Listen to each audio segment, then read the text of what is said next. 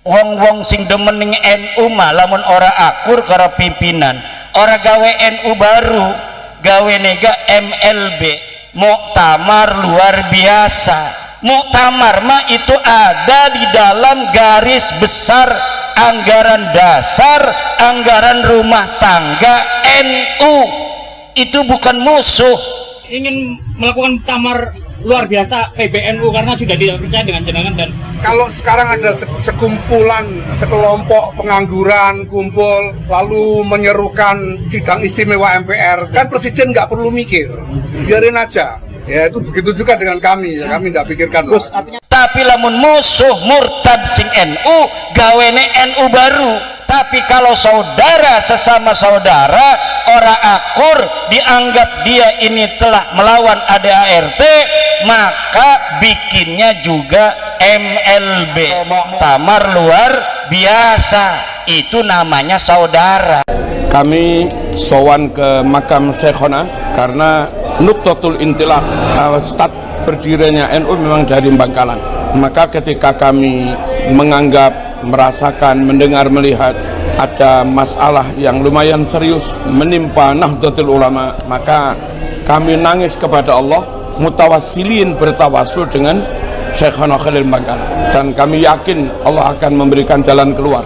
Kami orang bawah yang jadi warga biasa, taunya lewat medsos kok ruwet aja. Maka kami berdoa supaya Allah menyelamatkan NU. Artinya bukan bikin tandingan, tetapi memberitahu saudara ada yang kurang tepat. Itu masih ada dalam anggaran dasar dan anggaran rumah tangga pasal 22 PBNU. Orang mau nggak terima, mau protes, mau ini nggak peduli pokoknya. Kalau nggak mau, silakan ganti saya. Ya, maka kemarin ada yang ngomong MLB, sayangnya yang ngomong pengangguran. Kalau yang ngomong lebih bermutu begitu ya saya perhatikan beneran. Pramuktamar luar biasa Nahdlatul Ulama akan digelar pada Desember mendatang di Kota Pahlawan, Surabaya, Jawa Timur. Pernyataan tegas itu disampaikan langsung Ketua Presidium Penyelamat Organisasi dan Muktamar Luar Biasa Nahdlatul Ulama atau PO dan MLBNU, Yai Haji Abdus Salam Shohib atau Gus Salam, saat ditemui di dalam kasepuhan Pondok Pesantren Mambaul Ma'arif Den Anyar, Jombang, Sabtu 2 Oktober 2024 siang. Dengan segenap optimisme dan kemauan yang keras akan melakukan MLB untuk mengganti kepengurusan. Jadi iku mah arane ora akur sedulur, dudu pengen ngacak-ngacak Nahdlatul Ulama. Tapi kalau orang yang murtad pada Nahdlatul Ulama, ora akur karo NU, gawene NU garis lurus. Tapi kalau nggak mau MLB ya tunggu nanti muktamar, cari ketua umum yang lain kalau nggak tahan sama saya bilang gitu. Karena saya udah janji sejak awal. Dan memang persis ini yang saya kerjakan, saya tidak mengerjakan yang lain-lain kok. Kita bergerak ini kan karena dari sebuah keresahan dan dari sebuah ketidaknyamanan manajemen organisasi yang sudah berlangsung hampir 3 tahun. Setelah kita bertemu dengan banyak orang, baik struktur maupun kultur, mereka semuanya memberikan pesan kepada kami, situasi ini tidak boleh dibiarkan karena akan membawa dampak tidak hanya vakumnya organisasi, tapi bahkan pada rusaknya tata kelola organisasi. Jadi awal Desember itu rencananya adalah pra-MLB, yang awalnya dulu kita rencanakan di minggu kedua Oktober. Tapi karena kita menghormati proses politik yang sedang terjadi di negara kita, agar situasinya smooth, situasinya nyaman, maka kemudian kita reschedule, kata Gus Salam menjelaskan. Puluhan kiai dari berbagai daerah di Jawa hingga Lampung ini melakukan konsolidasi nasional di Kabupaten Cirebon pada Senin siang 9 September menuju muktamar luar biasa. Para tokoh Nahdlatul Ulama yang juga cucu para pendiri organisasi Islam terbesar di Indonesia tersebut berkumpul untuk membahas kekisruhan yang terjadi di tubuh pengurus besar Nahdlatul Ulama. Mereka yang telah menerima berbagai pengaduan dari 300 PCNU seluruh Indonesia dan 11 pengurus istimewa di luar negeri yang seluruhnya merasakan keresahan atas kondisi PBNU saat ini dan meminta segera dilaksanakannya muktamar luar biasa. PBNU dinilai keluar dari hitoh dan nilai-nilai dasar didirikannya Jam'iyah NU yang justru menimbulkan kegaduhan hingga kekisruhan di tengah warga Nahdliyin. Kalau kami ini di bawah, yang kami tahu kegiatan NU menurun, kecil-kecilan saja Lazisnu menurun, lalu penerimaan mahasiswa baru di beberapa kampus kayak kami di Malang Unisma, lalu di UNU Blitar, lalu di UNU Jepara misalnya, itu juga menurun. Kemudian kinerja ngurus sertifikat wakaf juga sangat menurun. Lalu yang kami rasakan pengkaderan di Jawa Timur juga menurun, dan yang lain-lain. Kiai Haji Marzuki Mustamar dicopot dari jabatannya sebagai Ketua PWNU Jawa Timur oleh pengurus besar NU Pusat. Kabar pencopotannya viral dan netizen mengungkit ceramah Kiai Marzuki yang berisi pesan netralitas dalam Pilpres. Rausah tukaran, rausah rame, semua melok rumus nderek kiyaine masing-masing. Kiai Halwani njukung Ganjar, nawaitu golek ridhone guru nyoblos Ganjar oleh, nawaitu golek ridhone guru tak nyoblos Prabowo oleh. Gus Miftah dadi time Prabowo, nawaitu podo madakne ati karo guru ben barokah tak nyoblos Prabowo oleh. Sementara itu terdapat 4 pelanggaran yang dilakukan kepengurusan PBNU periode 2022-2027, yang diantaranya melanggar konstitusi NU, penerimaan konsesi tambang, intervensi pansus haji hingga pemecatan anggota struktural NU secara sepihak. Pelanggaran tersebut membuat situasi dan kondisi PBNU gaduh dan memecah persatuan dan kesatuan warga Nahdliyin. Kita bisa lihat bagaimana itu dirujak gitu oleh netizen. Bagaimana respon dari seluruh orang itu mendukung terhadap Ki Mustamar. Bahkan banyak sekali orang yang membuat template gitu, saya di belakang Ki Mustamar, itu banyak sekali. Jadi para muhibinnya tidak menerima ini, dan itu akan sangat berbahaya. Bahkan bisa jadi ya pemecatan ini mengarah kepada MLB, musyawarah muktamar luar biasa. Kenapa bisa mengarah terhadap MLB, muktamar luar biasa? Karena menurut pasal 74 ya disampaikan, ayat 1 disampaikan bahwa MLB itu bisa dilakukan apabila Rois Am atau ketua umum melanggar ADART, yang pertama. Yang kedua, muktamar luar biasa bisa dilakukan apabila disetujui oleh 50+1% dari pengurus PC dan PW. Kalau kasus Ki Mustamar ini, saya lihat membuat semua pengurus PW dan PC ada rasa ketakutan, merasa tertekan dengan pressure ini. Bisa jadi itu berbalik menjadi sebuah gerakan moral untuk melakukan muktamar luar biasa untuk menurunkan Gus Yahya. Dan saya mendapatkan informasi tadi yang sudah mulai berbicara tentang MLB, dan jelas-jelas di medsos sudah mendapatkan dukungan luas. Ini saya kira berdampak negatif untuk PBNU sendiri. Saya silakan, kalau mau MLB silakan. Saya kan ngelamar pekerjaan biasa, orang ngelamar kerjaan diterima habis itu dipecat, itu kan di mana-mana terjadi. Oktober kemarin, lanjut Gus Salam. Pihaknya memang banyak berkomunikasi atau sowan-sowan kepada banyak sesepuh NU, masyayikh, yai sepuh, maupun senior-senior NU untuk menyampaikan isi dari risalah Bangkalan yang menjadi landasan kita untuk mencetuskan adanya MLB. Membuahkan hasil kesepakatan dengan nama amanah Bangkalan sebagaimana berikut. 1. PBNU hasil Muktamar Lampung telah nyata-nyata kita anggap melakukan pelanggaran berat terhadap konstitusi NU, yaitu Undang-Undang Asasi, ADART, peraturan perkumpulan, etika dan moral dalam berorganisasi.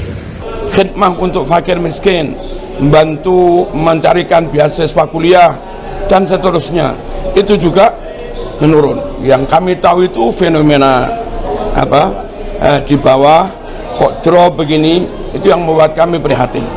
Perkara di atas apa, ada apa, itu yang tahu poro-poro yang masih jadi pengurus itu. Mengkritik dengan keras PBNU tidak boleh. Kalau mereka belum ngerti, kita terus untuk berjuang agar semuanya paham bahwa kita ada untuk mereka. Kita ada untuk mengangkat harkat kiai-kiai kita. PWI dibentuk ini untuk menjaga kiai-kiai Nusantara, untuk menjaga sejarah Nusantara, untuk menjaga budaya Nusantara. Terlebih penerimaan konsesi tambang dinilai tidak patuh dengan fatwa haram yang dikeluarkan Bahtul Matsail pada 2015 lalu.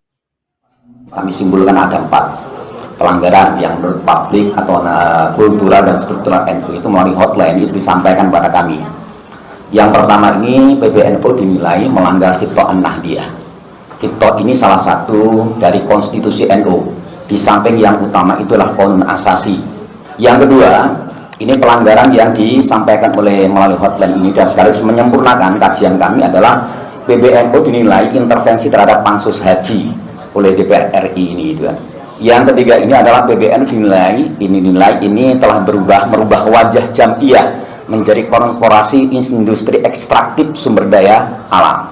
Yang keempat, PBNU dinilai merusak persatuan dan kesatuan Jam'iyah serta Jamaah Nahdlatul Ulama.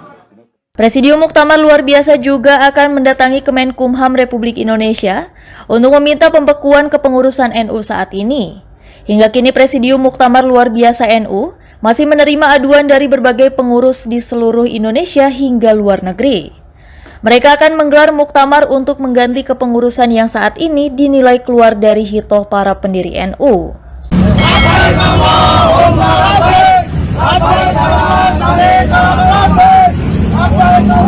Harusnya dia memberikan keteladanan tanpa harus dipecat, harus mundur.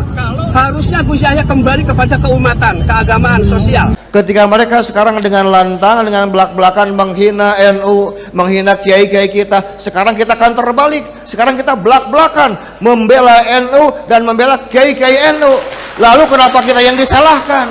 PBNU hasil Muktamar Lampung telah terbukti melakukan praktek politisasi institusi NU, memecah belah umat dan adu domba terhadap warga NU sendiri dan menjadikan NU sebagai alat politik merebut kekuasaan yang menabrak aturan organisasi dan struktur NU 1926. Ketika sudah banyak di mana-mana tokoh-tokoh NU bicara, kiai-kiai NU bicara, mulai dari yang kampung sampai yang kota, mulai yang muda sampai yang tua, bicara semua, tapi PBNU malah seenaknya betul mengatakan itu adalah penghinaan.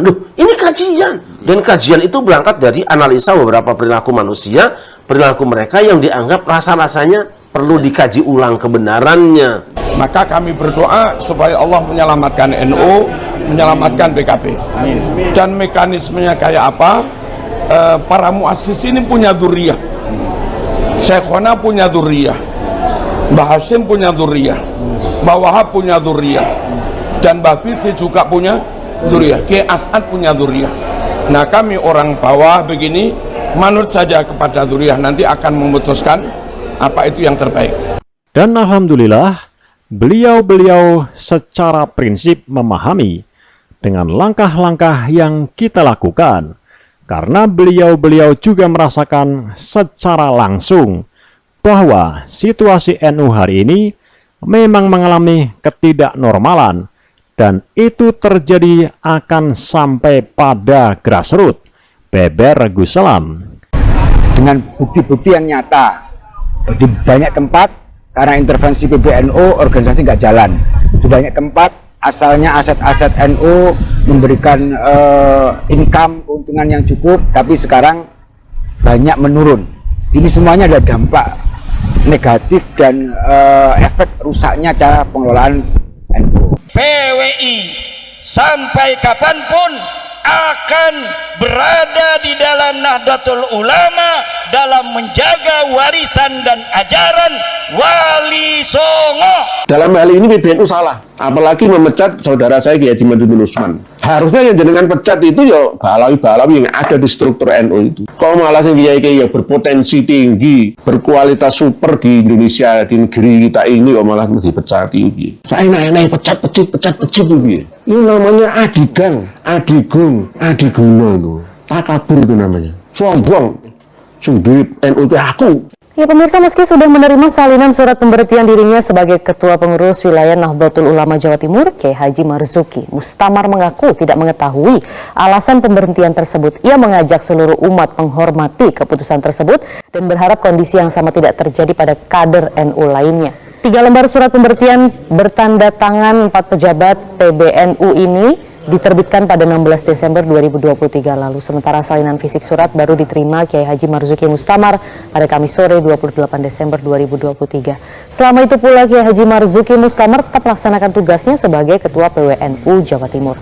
Pengasuh Pondok Pesantren Gasek Kota Malang ini mengaku hingga saat ini pihaknya tidak mengetahui alasan pemberhentian dirinya. Sementara masa bakti sebagai Ketua PWNU masih berjalan hingga bulan Maret 2024 mendatang.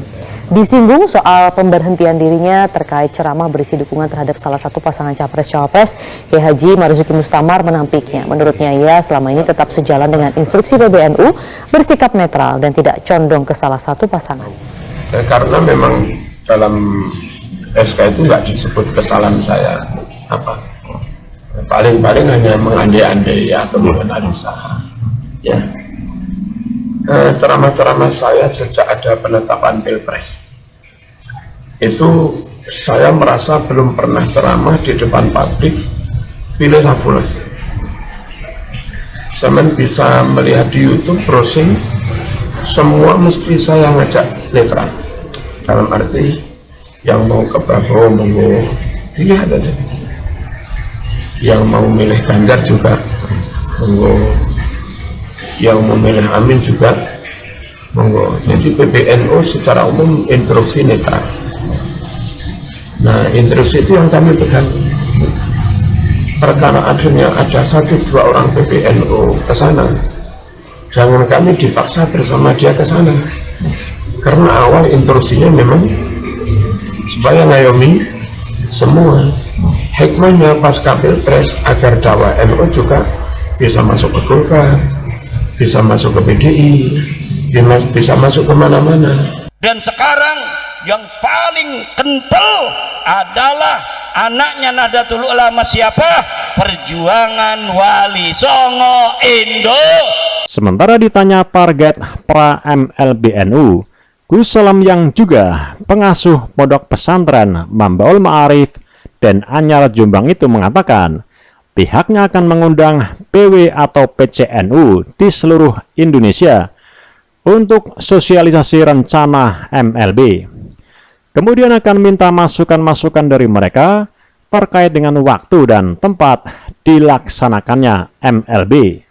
Juga kita mulai spesifik membahas, meminta masukan dari mereka siapa tokoh-tokoh yang layak untuk kita mohonkan menjadi ahlul hali wal akdi, ujarnya. Kita ingin orang bawah itu NU maju lagi. Kegiatan manakib, kegiatan burdah, macam-macam marak lagi. Lalu yatim-yatim, fakir miskin tertolong tersantuni. Anaknya Banser, anaknya Pak Mudin, anaknya ketua ranting yang miskin-miskin dibantu bisa mondok sampai selesai, dibantu dipikirkan bisa kuliah sampai selesai. Kita ingin sekali seperti itu. Lalu melihat ekonomi NU maju. Jawa Timur yang dulu di zaman kemarin sudah punya 100 BMT milik PW, milik NU, mohon itu bisa dikembangkan. Yang kemarin bisa ngurus sertifikat wakaf NU sampai 8 juta meter lebih di Jawa Timur, mohon itu dilanjut. Yang kemarin Lazisnu setahun, baik ranting, MBC, PC, BW, setahun bisa 1 triliun, mohon ke depan itu juga bisa ditingkatkan kembali. Kampus-kampus marah lagi. Rumah sakit yang okupansinya mulai menurun, akhirnya beberapa juga keuangannya kurang sehat, mohon itu bisa ditingkatkan kembali. Bagi kami NU, ketika melihat kampus NU paling top, pondok NU paling top, Ma'arif NU paling top, Nyun Sewu kader NU paling top, itu kami yang di bawah seneng sudah.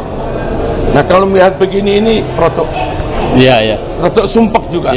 Satu lagi Mbak Yai, ada yang mengatakan bahwa maka yang kami lakukan adalah komunikasi tertutup yang kita jaga benar kerahasiaannya dari teman-teman di struktur PW dan PC, tuturnya.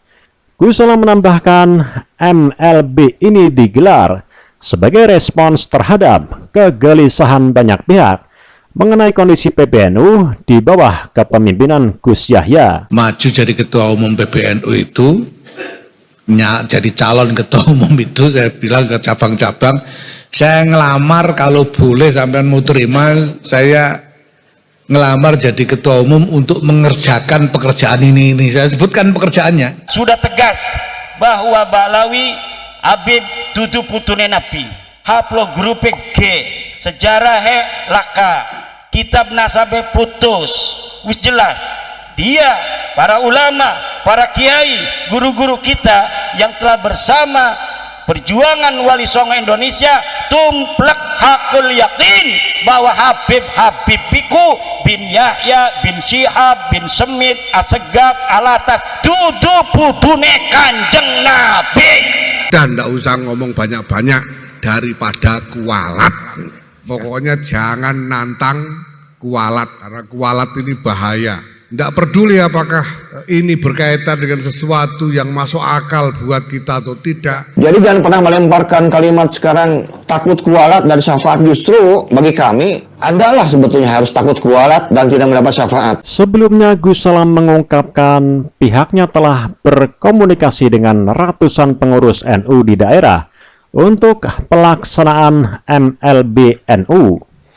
Gus Salam menjelaskan pelaksanaan MLB memerlukan dukungan dari 50% plus 1 pengurus wilayah Nahdlatul Ulama atau PWNU dan pengurus cabang Nahdlatul Ulama atau PCNU.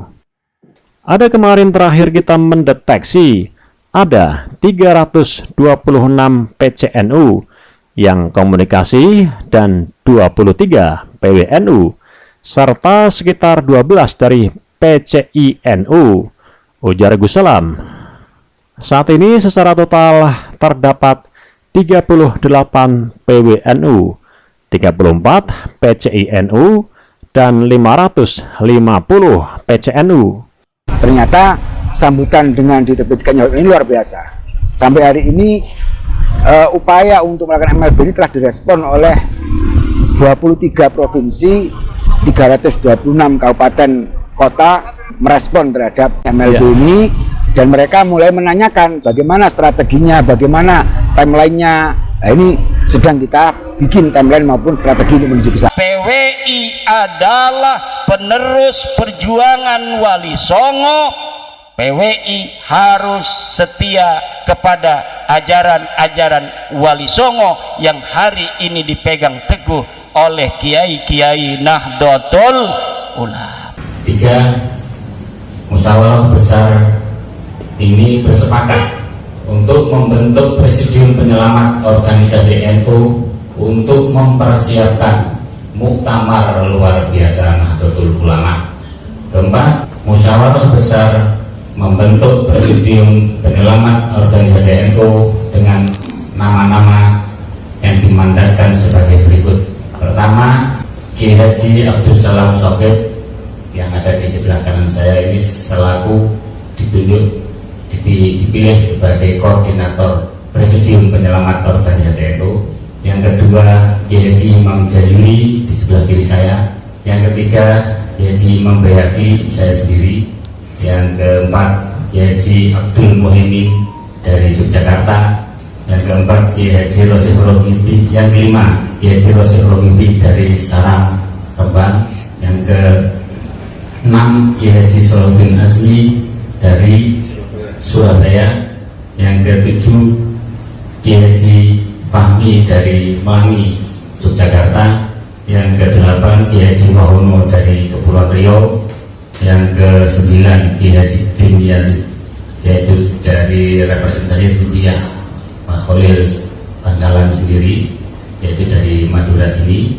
Yang ke-10 Kiai Haji Nasrul Mahasin dari Narungan Rembang, kakaknya Gus Bahat. Yang ke-11 Kiai Haji Haidar Muhaimin dari Pondok Pesantren Rapiak Yogyakarta. Dan ke-12 Kiai Haji Agung Irawan dari Pondok Pesantren Baitul Hikmah Yogyakarta. Pengurus PBNU sekarang itu gerakannya lebih politis, itu bagaimana Romo Yai? Oh, itu biar dinilai poro-poro yang ada di atas. Kalau kami nggak jadi pengurus NU repot nih. Di zaman Gus Dur menjadi ketum PBNU, itu Gus Dur itu banyak dimufarokai oleh pengurusnya, oleh strukturalnya, tapi dilulukan oleh Nahdien Kultural. Sekarang kebalikannya, Gus Yahya ini, dilulukan oleh Dr. Farur Rozi dan kawan-kawannya itu, tapi dilecehkan oleh Nahdien Kultural.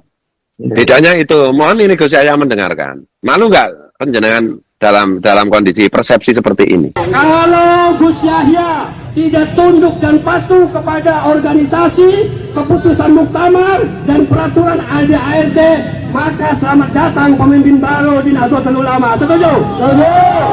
Seluruh Indonesia kita akan bentuk perjuangan Wali Songo untuk apa? Menjaga harkat martabat budaya Nusantara, menjaga kehormatan kemuliaan ulama-ulama Nusantara, menjaga sejarah Indonesia, sejarah yang penuh dengan kemuliaan, sejarah yang penuh dengan kebesaran. Artinya mungkin kalau Habibie itu Nahdien, kemudian dia sekarang posisinya dipertanyakan seperti Kiai Miftah atau Gus Ketum, saya yakin kalau Habibie mundur. Ngurusin nyamuk saja kita harus datangkan meriam misalnya. Itu kan tidak perlu gitu ya. Karena ini juga soal wibawa dari Jamiah juga. Omongan tentang MLBNU ini kan bukan dari kemarin. Kalau Habibie, tapi karena ini ketumnya bukan Habibie dan Rais Ngamnya juga bukan Habibie, ya jadi tidak mundur kan. Iya, iya. Ini mohon maaf loh, ini perbandingan saja. Perbandingan saja yang tidak harus dipikirkan. Tapi kalau banyak teman-teman yang tersinggung, saya mohon maaf sebesar-besarnya. Kalau saya sih tidak ada masalah, sampean kritik bahkan sampean bully sampean apa, tidak ada masalah. Sampean suruh turun dari orang Islam, sekarang saya turun. Leluhur kita masa lalu orang-orang yang sangat patut untuk dibanggakan, tapi sejarahnya sekarang ada yang mau membelokkan. Relakah saudara semua leluhur kalian yang begitu besar, begitu mulia, kemudian sejarahnya dibelokkan? Rela atau tidak? Rela atau tidak? Kalau kalian tidak rela, maka berdirilah bersama perjuangan Wali Songo Indonesia.